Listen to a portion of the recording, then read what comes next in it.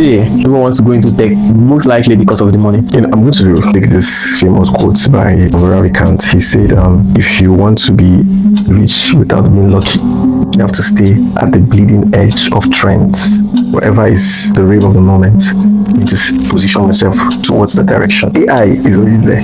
You don't have to reinvent the wheel. I went to primary school where, I had access to computers. My first assumption as a primary 3 student was that computer was something that you write stuff with your pen and pencil and, package it. So it not even start now, or it did not start 10 years ago. Started when I was still a kid. What is the future of tech that you feel most people haven't really become aware of? Software and hardware interacting with each other. And the likes of Elon and the Amazon guy, was I saying again? Jeff Bezos, you find out that they are currently, tilting towards that direction. When you say AI, what comes to their mind is ChatGPT. Shouldn't be scared of AI coming to take our jobs. Vladimir puts in, and he made a statement. He was like, the same way we regulated nuclear energy, that's the same way we need to regulate AI. If you understand the concept of artificial intelligence and machine learning, you will see that humans are trying to be like God. If we end up building something that we can't control, it's going to be very risky, because that's where we're tilting towards. There are progressive AI where AI teach itself.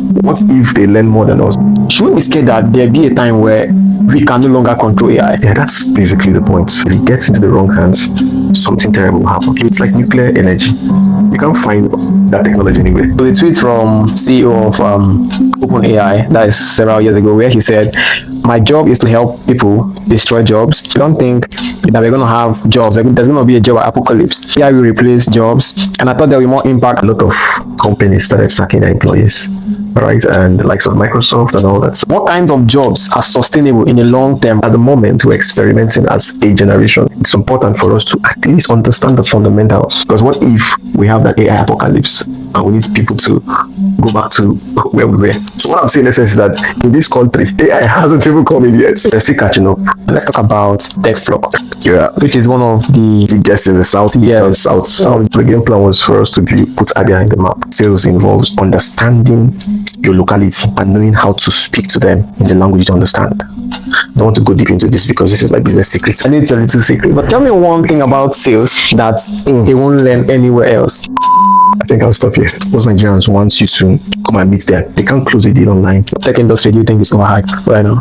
Our tech guys already meet the international standard. If you talk about fraud, we're as fraudulent as the Indians. Nigeria is the fraud capital of the world. That's why we can't get opportunities. That's false. It's not true. The person needs to have lived his life on his or her own terms, not what society expects you to be. I think you're successful.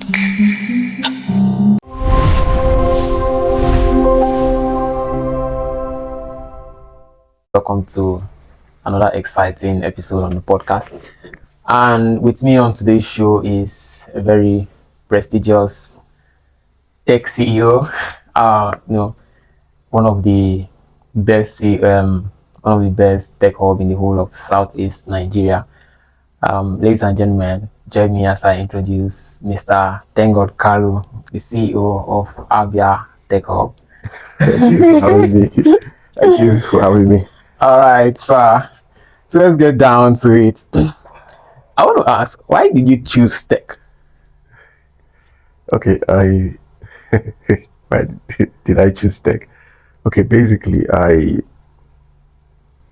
chose tech because of the passion, not even the money.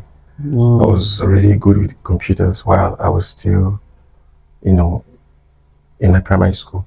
Let me just tell a little story. I went to a primary school where, we had access to computers.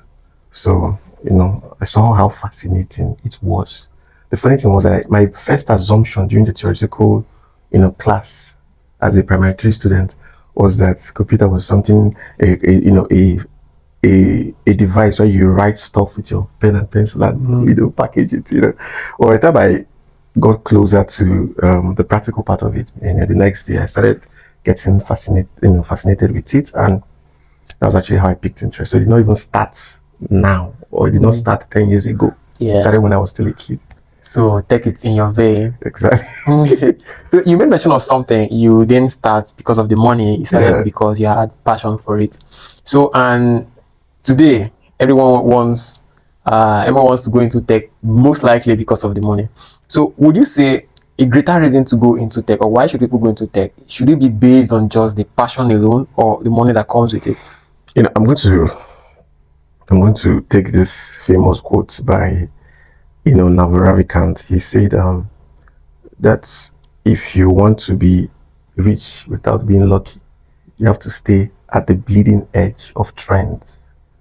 So whatever is the rave of the moment, you need to position yourself towards that direction. Do you understand? So I think it's very important as young people that whatever we're doing, yes, in as much as it's important that we have the financial benefit, but it should be something that is trending. When I mean trend, I'm not talking about the generic social media trend, but TikTok. Something that is the in thing at the moment. Okay. So that's just it. Okay. Talking about trends, what do you think is an underrated trend, or let's say, what's the future of tech? Something you feel most people haven't been open to. What do you think, especially in Africa, when we talk about tech? Most people think tech is just open laptop and do something. Code, yeah. So, what is the future of tech that you feel most people haven't really become aware of? People will say AI. All right, people will say AI is the future of tech and all that, but I think the current future of tech, you said something that what people do mostly is that they open their laptop and just code. It's more like a virtual thing. But now, to me, the future of tech at the moment is computer, or let me say software and hardware interacting with each other. So if you're building anything at the moment, you should learn how to talk to your hardware with code. I don't know if I'm making any sense. Yeah. So let's say, for instance, you need to understand, you need to understand how to use a Raspberry Pi. Yeah, you need to learn how to make sure that your code talks to the hardware. I don't know if I'm making any sense. So that's the future, because AI is already there. All right. So you don't have to reinvent the wheel, because it's already there. There are models that are doing the job and all that. But your ability to learn how to leverage on that AI as your co-pilot to talk to a hardware is the future. So that's why you now see, always talk about the likes of drone technology, where automation and all that. Now, when I mean automation, not just this whole N8N kind of automation, but let's say, for instance, I'm going to use this house as an example. Automating the entire process here, both the AI that opens your window, the one that does your door, the one that, you get what I'm saying, like robot, or let's say hardware speaking with your code. That's just the future. And if you look at the likes of Elon and the Amazon guy, what's his name again? Jeff Bezos, you find out that they are currently tilting towards that direction. Talking about AI, most people, when you say AI, what comes to their mind is ChatGPT. That is Sam Altman, And before I go deeper, should we be scared of AI in time to come? Is AI coming to take our jobs? It depends on what you mean by being scared of AI. I was listening to an interview by, Vladimir Putin, and he made a statement. He was like, the same way we regulated nuclear energy, that's the same way we need to regulate AI. All right. Now, if you understand the concept of artificial intelligence and machine learning, you will see that humans are trying to be like God. God created us, and we have that autonomy. All right. So the most important thing is, to me, is making sure that we regulate how AI is being used. All right. Yes. Not when I mean being used, I mean how much we develop or upgrade this whole thing called AI. AI should serve more as a co-pilot to us. Do you get? Because if we end up building something that we can't control, it's going to be very risky, because that's where we're tilting towards. Do you get? So we need to, there should be a need for regulation, all right, and there should be a need for us to make sure that whatever we are building, that we are still in charge of it. We're in charge of all our AIs, or probably there should be a kill switch. Because what if they learn more than us? I've seen this meme where so a lot of people pressing their phone while AI was busy studying humans. You can imagine if they now possess more knowledge than us. What would be the end game? So we need to create that balance where we focus more on using AI as a co-pilot rather than giving AI that full autonomy. Okay, okay. I was watching a podcast on Diary of a CEO when a former Google employee, would I say I don't know who he was, but he was one of the Google team then, and the conversation was going really, really deep. And something I pick out from that podcast is this: should we be scared? You know, when we talk about AI, there's also what we call AGI, Yeah. artificial generative, yes, intelligence. So should we be scared of AI getting more intelligent or getting more conscious of itself? You know, there are progressive AI where AI teach itself, and where you can just from a prompt, AI starts writing codes and it debugs the code, it redeploys in milliseconds. So when it finds something and it upgrades it. So in that kind of scenario, should we be scared that there be a time where we can no longer control AI? Yeah, that's basically the point. Do you get? We need to, we need to know when to call it a quit. Do you understand? We need to know when to call it a quit. That's why, if you heard me, if I talked about Putin, talking about regulating it, it's like nuclear energy. You can't find that technology anywhere. It's properly regulated because if it gets into the wrong hands, something terrible will happen. It becomes a weapon. Same with AI. Do you get? Same with AI. So now the most important thing is, as I said earlier on, we need to use AI as our co-pilot, not just giving it autonomy, because you can't predict what will happen. You get? So there should be a need for that regulation. Very important. So there was a tweet from CEO of OpenAI, that is several years ago, where he said, "My job is to help people destroy jobs."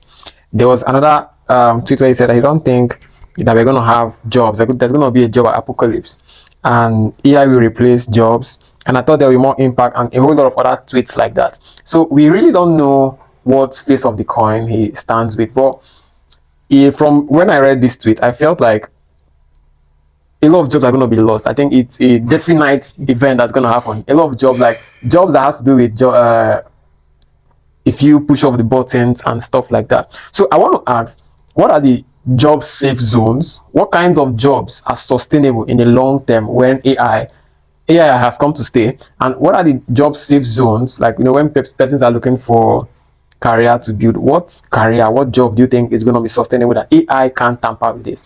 Okay, let me correct something. Okay. He made that tweet, but of recent, let's say after that tweet, a lot of companies started sacking their employees. All right, and the likes of Microsoft and all that. So, well, I think that was a week ago. If you notice what's happening in Microsoft, they are currently trying to shut down the whole AI thing because they are wasting a lot of money. Compared to when you have human labor doing that. Do you get? So I don't think, we're actually at the moment we're experimenting as a generation. So, and that's why I don't want to predict anything, and I don't believe in anybody's prediction, because the same person that made that comment came out last week to say something opposite. I'm talking about Sam Altman. All right. So now, if you thoroughly x-ray this whole entire AI thing, and we as a generation, you observe that in as much as we think that AI will take our jobs, it's important for us to at least understand the fundamentals of whatever skill when it comes to the whole technical skill.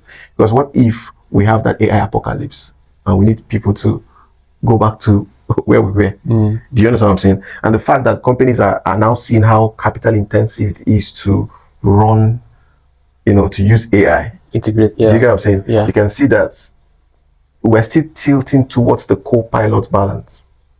So I don't believe that most jobs will be lost. All right. But what I believe is that it's important that we young ones, spend much time working on ourselves, getting ready, making sure that we build our skill sets in such a way that even if anything goes south, we can still be relevant in our generation.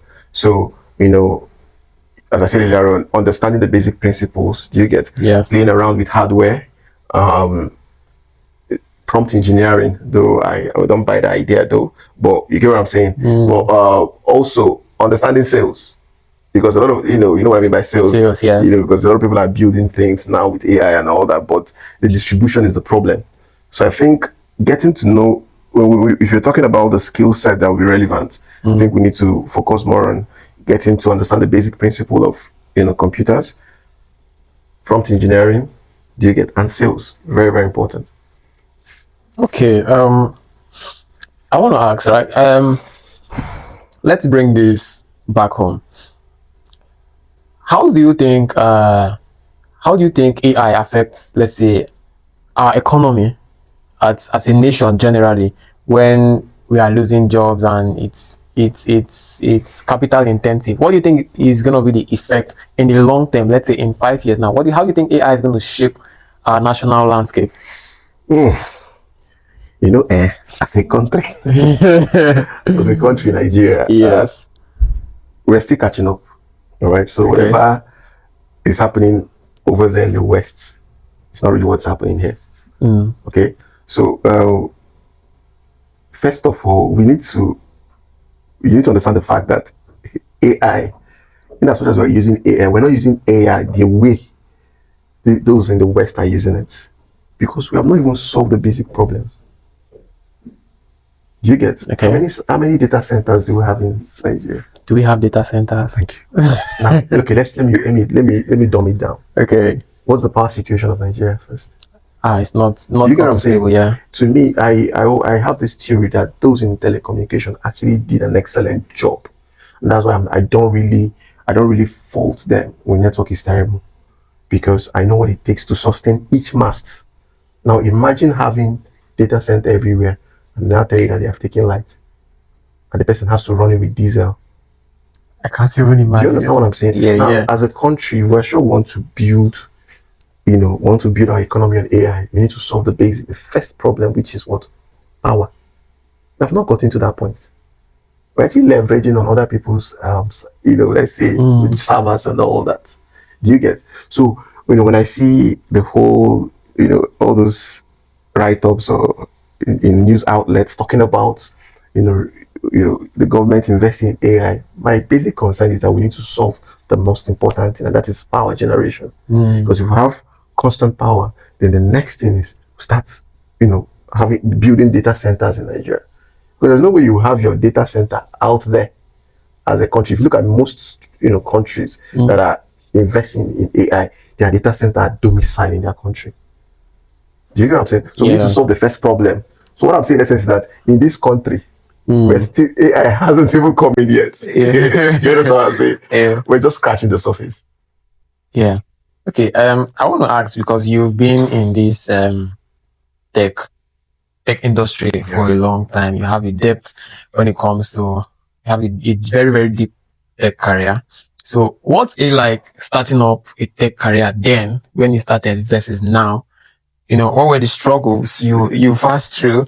And because someone out there may want to start, follow just exactly how you did it, and leveraging on advantages we have today. So what was it like then? What were your struggles, and how did you go through these struggles?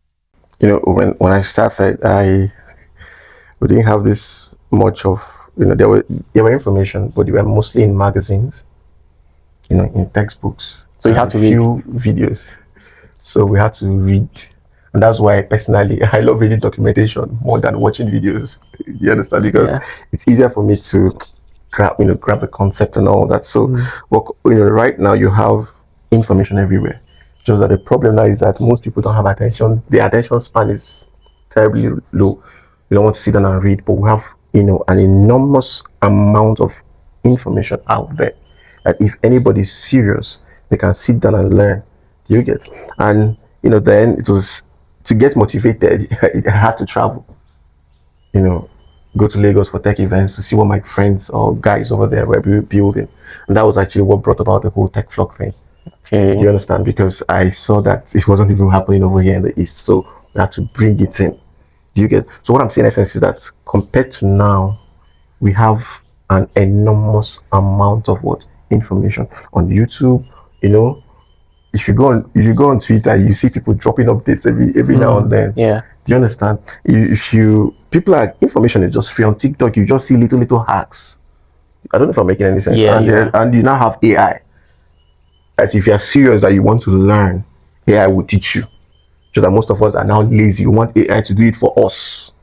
Do you get? So to me, I think it's easier for young ones or people that are interested in tech to learn now compared to then. Do you get? And devices are getting better. You have high, and they're getting cheaper too. Okay. Right, and you have long-lasting batteries. As I did, I was using a television, and we had less co-working space. I had to go to, let's say, Bet Niger shop to use their power to code. Hey. Do you get? Or sometimes I'll go to this fast food industry, buy maybe burger or food just to plug my laptop and code. Do you understand? Now, but it's easier now. You have a lot of co-working spaces. You have tech hubs here and there and all that. You have an enormous amount of people willing to mentor you. Do you get? So to me, I think it's easier to learn tech now. Okay, let me bring this down. Let's talk about tech flock. Yes, as you know, being the CEO of one of the leading tech hubs in the whole of Southeast Nigeria, which is Abia Tech Hub. Before then, Abia Tech Hub, when I first heard of Abia Tech Hub, I was thinking it was government. How did you come up with that name? And didn't it give you any legal complications? No. We have Eco Hotels. Is it owned by Lagos State government? So basically, the game plan was for us to put Abia in the map. That's basically, and that's why I kind of shy away from being seen. Do you get? Because it's not like it's the most important thing is we're more concerned about the states, more than the personality. You get? And we, when I started the hub, the game plan was for us to, because then if you Google Umuahia, I think that was around 2018, 2019. If you check Umuahia, check Abia State, you see a lot of, when you check them out online, what you'll be seeing will be more of when I say news of bad roads, accidents, and all that. So we had to, or let's say I had to name it Abia Tech Hub so that at least we can use our SEO skills to change the narrative. Yeah. Do you get? So, and that's just basically it. So our game plan is to put Abia first. Do you get? And, evangelize tech in this state using Abia as a name. That's just it. Okay, you're talking about... There was no legal implication though. You get? Okay. There's no legal implication. As I said earlier on, we have Lagos Business School. We have Abia Hotels. Exactly. Okay. So that's just it. Talking about evangelizing tech. Yeah. I mentioned Tech Flock. Yeah. Which is one of the big events. Biggest in the southeast and south one of the biggest events. Yeah. And gracefully, I was opportunity to attend the one of last year and the year before that. So I've attended 2 tech flocks and nice. It was mind blowing. For real. The one of 2 years ago, I was sitting at the front. I wore my suit that day and I really enjoyed a whole lot of things. I enjoyed the speaker and everything. I still have my jotter from that. Oh, impressive. So I want to ask again, tech flock. Flock has to do with followership and stuff. Yeah. But let me not assume. Why did you choose the name Tech Flock? Okay. You will believe that we planned this at the hub. All right. So we, when we started the hub, I was blessed with, the smartest set of people you can ever think of. Till now, I have smart guys at the hub. So we kind of copied Tech Plus. It's an event in Lagos called Tech Plus. So what we just did was to take out the plus and add the flock there. Not the plus. Okay. Mathematician. So we say creativity is copy, modify, and you copy pictures, right? So, copy was working. Exactly. So that's basically what we did. All right. So I see, I've been to the hub a couple times and I see young persons coming to learn skills, and even virtually in your website, I see some courses. So what courses do we teach in Abia Tech Hub? Like what are we driving towards as Abia Tech Hub? Okay, I'm going to talk about Tech Flock, but then I will now answer that question. Okay. All right. So you understand the game plan. So now,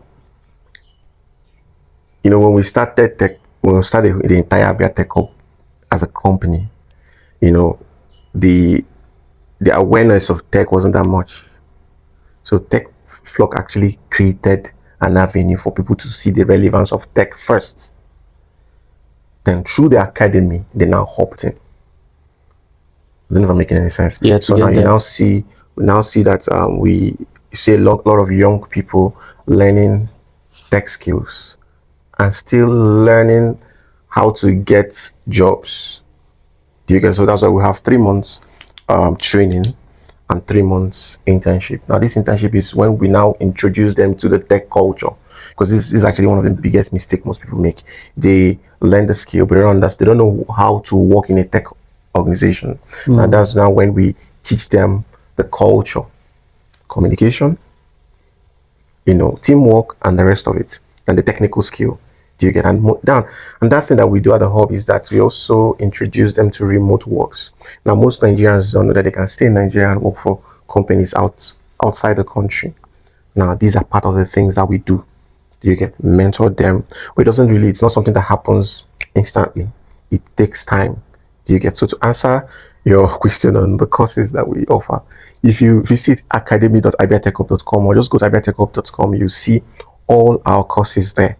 Do you get? So we have full stack web development, AI, digital marketing, artificial intelligence, UI UX. Have a lot of courses there, and we're in partnership with Ministry of Digital Economy, Ministry of Federal Ministry of Digital Economy and Education. We're in partnership with Internet Society Foundation and other organizations and all that. So basically, we have been working with these people, and that proves that we know what we're doing. Do you get? So these courses can be found on our website. So I don't want to go deep into all the courses and what's their relevance are. All right, so I will drop the link in the description so you guys go check it out. There's a very, very, I won't call it a controversy, but there's a question, that have been debated for long. Okay. When we talk about tech now, being tech savvy or the profession, career aspect of tech, what is more important? Is it knowing how to do the skill or knowing how to market yourself, being marketable? I think it's the sales part. I'm going to use the word sales. Okay. Sales and marketing, I think they're the same thing, right? Yeah. So because I have a lot of friends that are good developers, like top-notch developers, but when I look at them, I know that their problem is that they don't even know how to sell themselves. And sales is not just going on LinkedIn and saying, I'm building this, I'm building that. Do you get? Sales involves understanding your locality and knowing how to speak to them in the language you understand. I don't want to go deep into this because this is my business secret. Now, do you understand what I'm saying? So, but basically, it's about sales. You need to understand sales, how to sell, market your skill. Psychology of marketing. You get exactly how to market your skill, how to market your skill based on your geolocation or based on the geolocation. So the way I talk to someone in Europe or America or Asia is totally different from the way I talk to someone in Umuahia or Nigeria. They have a different mindset and different mentality. Do you get? So learning the skill is important. Now learning how to switch dilute your IQ to interact with someone in Nigeria and how to up it up when you're speaking with someone in Europe is very important. So first of all, learn how to code and learn the skill set. Learn the marketing basically. Okay, I remember one time where I used to do some digital menial jobs. I'll call it menial job because then they pay you 1,000 your whole day. Yeah. And the person who was getting the job could get something around a whole lot of money, hundreds of thousands, and just giving you 1,000, 2,000. Right? So yeah, well, I want to ask also, I need your little secret, but tell me one thing about sales that they won't learn anywhere else.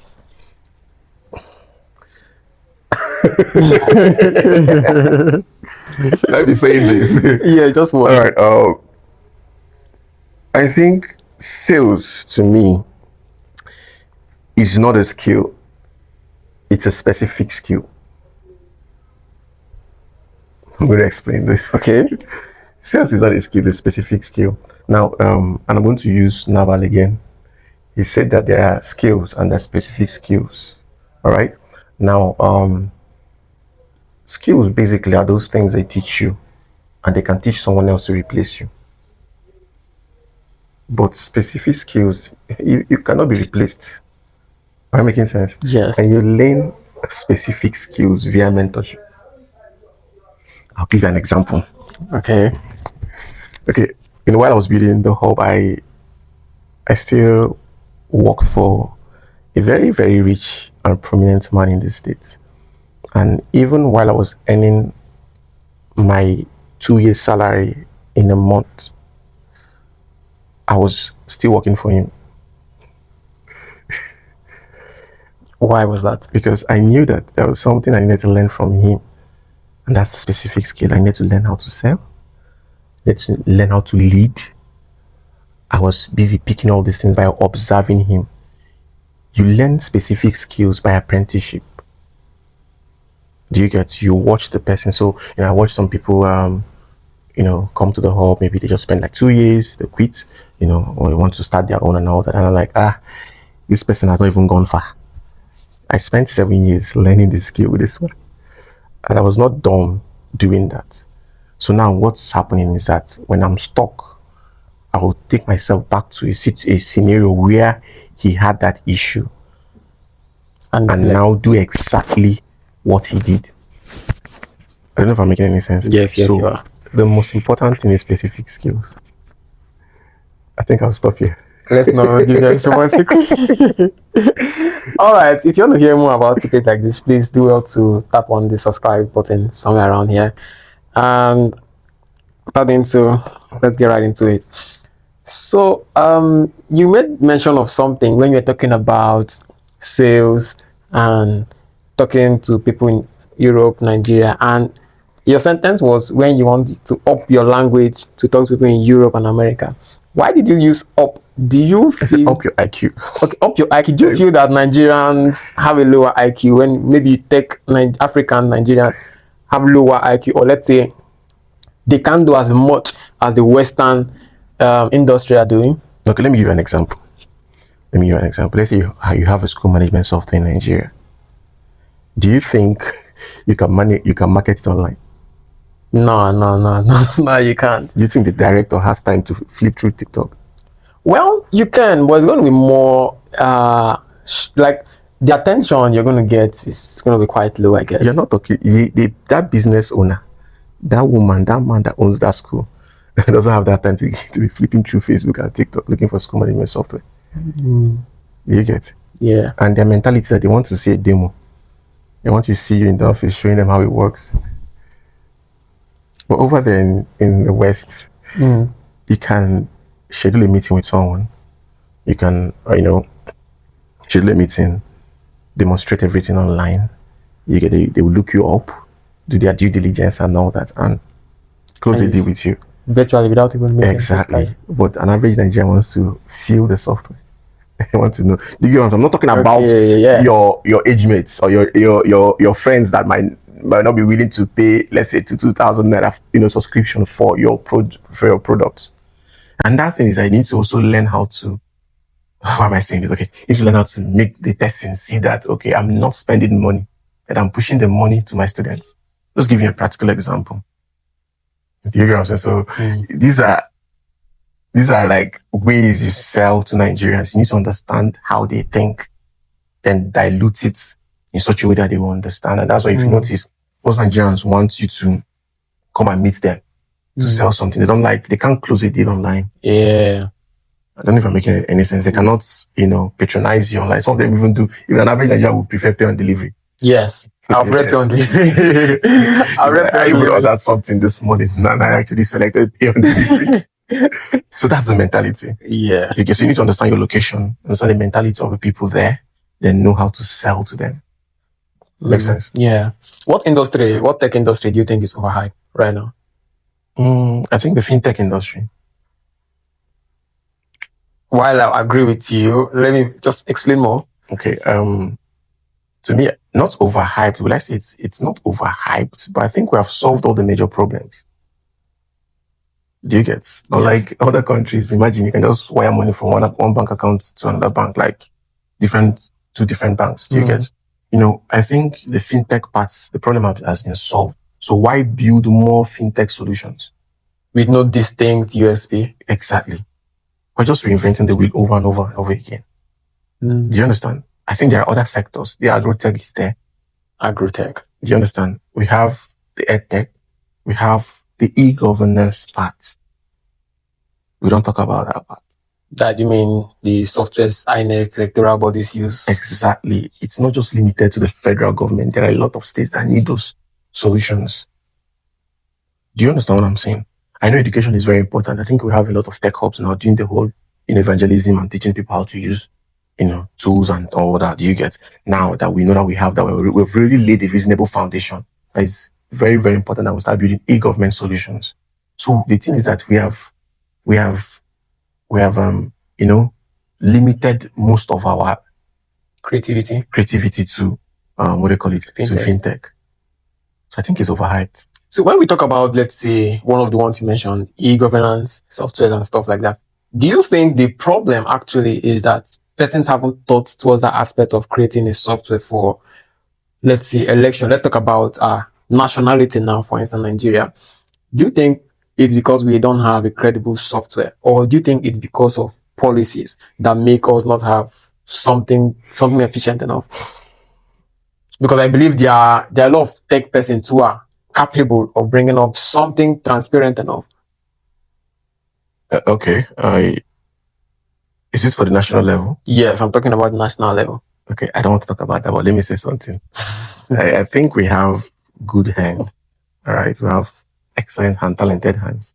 All right, but when I talk about e-governance, I'm not just limiting it to the electoral part of it. Do you get? I'm just talking about different states. Okay. All right.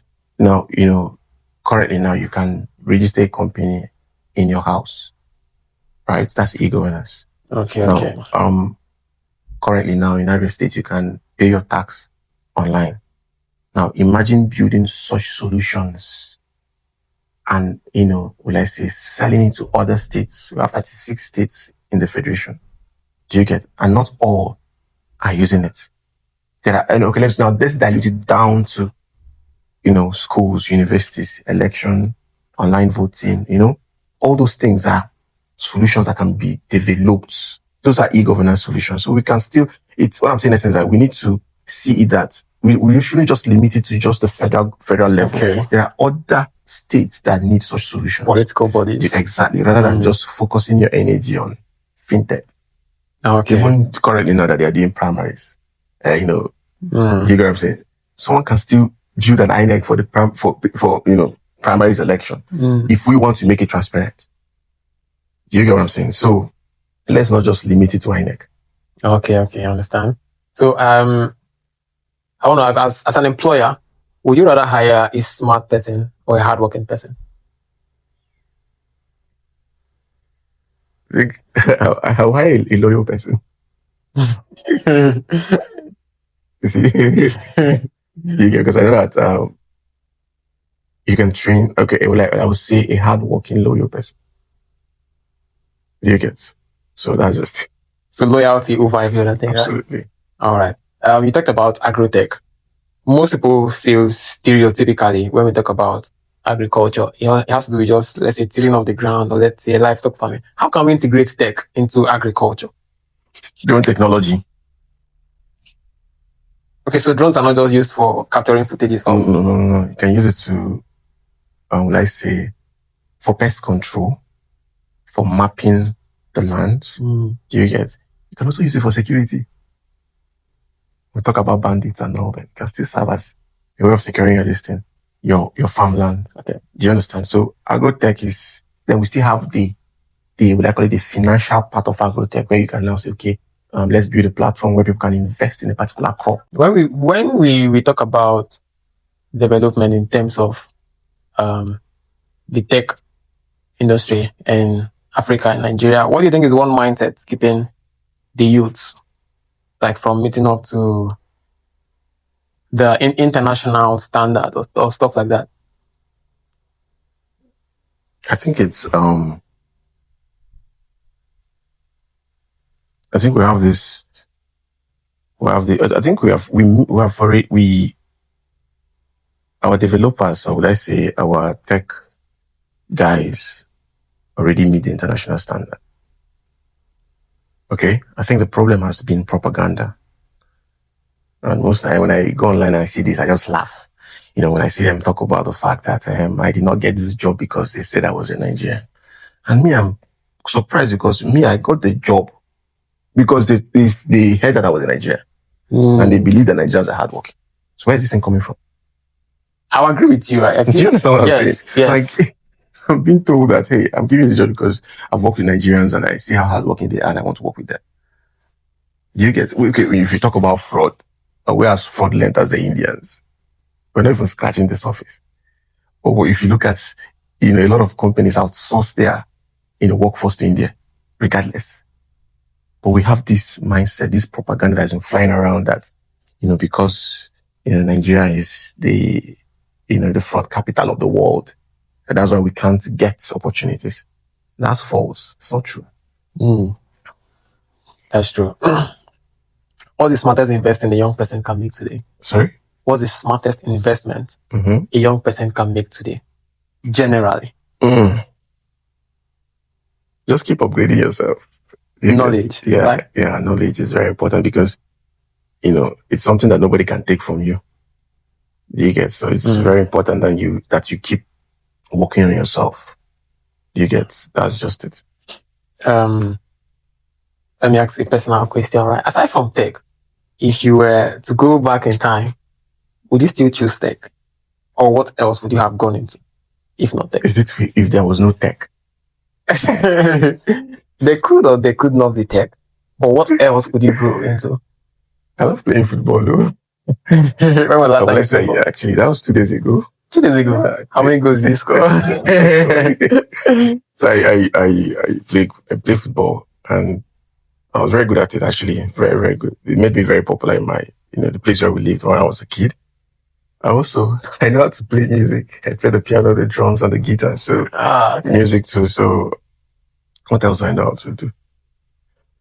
Okay, at least I know book. I actually studied industrial chemistry, so it wasn't computer science. For real? Yeah, I still have my chemistry textbooks. I think a few days ago I was just going through them. Wow. So I don't even know what I'm doing with my life.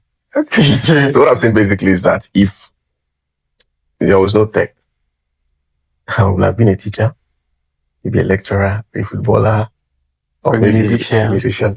Okay, I see your guitar and your keyboard there. Yeah. I don't know. I would love to see you play something.